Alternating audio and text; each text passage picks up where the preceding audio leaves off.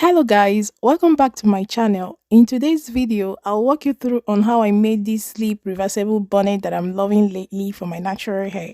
I have made bonnets, but these bonnets always fall off in my sleep and I end up with dry and damaged hair. I'm a lazy natural. I wear more of my natural hair because my baby girl don't like me on wigs, so a twist out is my go-to protective style. With this bonnet I'll be sharing in today's video, which does not fall off while you sleep, I'm able to retain moisture, the shine in my hair, and wear my twist for the longest time possible without them looking dry.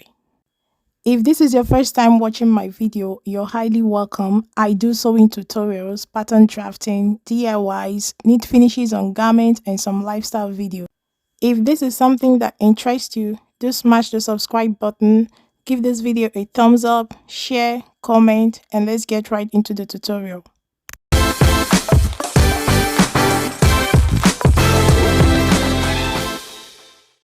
Here are my pieces, the Ankara, the satin, the bands, and I've given them a good press to work better, especially with the satin. I went for a big size bonnet and my measurements are on the screen. My 28 inches is on the side where you measure the yardage of the Ankara, where you measure 1 yard, 2 yards, that's where my 28 inches is. And the 27 is on the width, Ankara is by 45 inches, so that side is where the 27 inches is. So when I fold it into 4, the width, which is the 27, becomes 13.5 inches and the length, which is 28, becomes 14 inches. For the band of the bonnet, I used both the Ankara and satin because I wanted each side to match up. The width of each piece is 3.5 inches. That is, the total width of the band is 7 inches including seam allowance, and the length of the band is 78 inches. With my piece folded into 4, I will mark my quadrant starting from that corner that is folded. If you mark from any other point, you will get pieces. I am marking at 13.5 inches and this includes my seam allowance.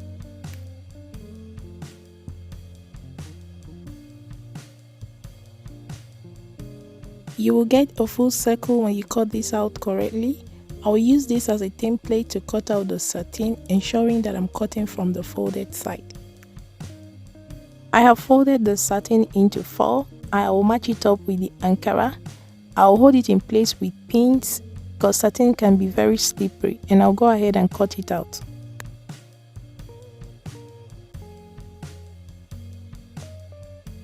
So we have 2 big circles. I'll pin these 2 pieces together using the crease line as a guide.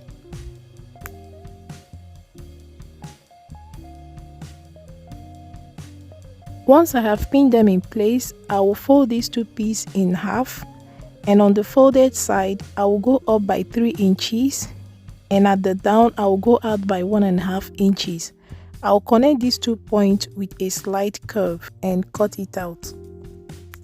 I will sew at 1/2 inch seam allowance so that when I open it up, the width at the bottom will be 4 inches and the height will be 3.5 inches. This opening is for the easy attachment of the band, which is the fastener for this bonnet as we are not using elastic. I have sewn close the opening with the right sides facing each other and I sewed at 1/2 inch seam allowance. I will notch these curved corners to relieve any tension when I flip it to the right side. I'll trim down the seam allowance to reduce bulkiness and top stitch it on the lining.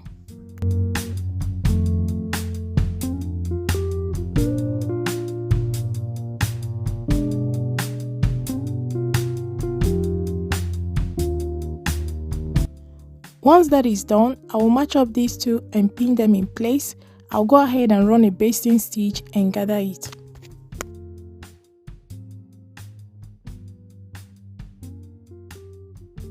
For the basting, I'd advise you run 2 basting stitches. Ankara with satin is a little thick to be gathered with 1 basting stitch without the thread cutting. So this is what my bonnet is looking like at the moment, and as you can see, the cap is already formed. I'll go ahead and prepare the band. I have joined the Ankara and the satin for the band and have given them a good press. I will notch the center of this band, and from that point I'm going to place my head circumference.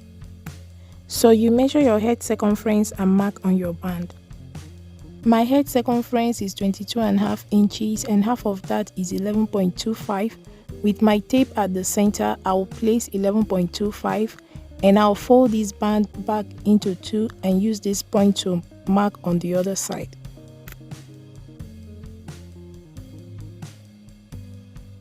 I will measure the circumference of my gathered bonnet, and for me is 32 inches, which is quite bigger than my head circumference. I will find the middle of the bonnet, give it a notch, and with these points, I will pin them to the head circumference I have marked on the band.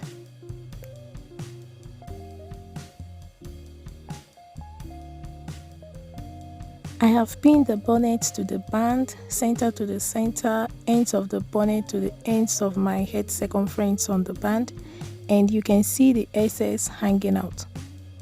I will pleat in these excess, hold them in place with pins and run my stitches. I have pleat in the excess and hold them in place with pins. You can also use pleating instead of gathers, depends on your preference. For me, with gathers, I have more control over this big circle. I've attached the bonnet to the band, starting with the lining, and at this point the bonnet is almost complete. I will go ahead and finish off the band.